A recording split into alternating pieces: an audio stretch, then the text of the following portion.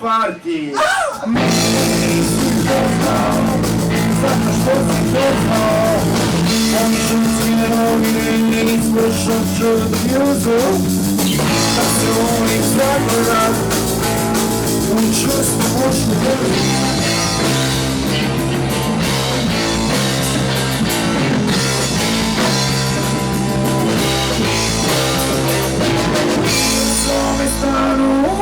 Noćas imaš parti, a mene nisi pozvao, jer se prepoznao svoju pravu prirodu i svoju žensku stranu. Malo si se propao i napio stranu.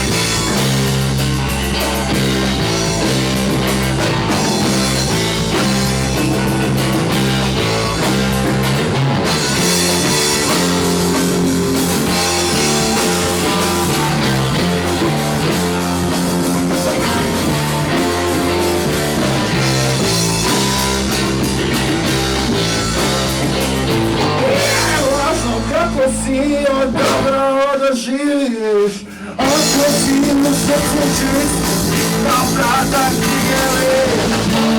Ajmo bilo to, neka se uskratim.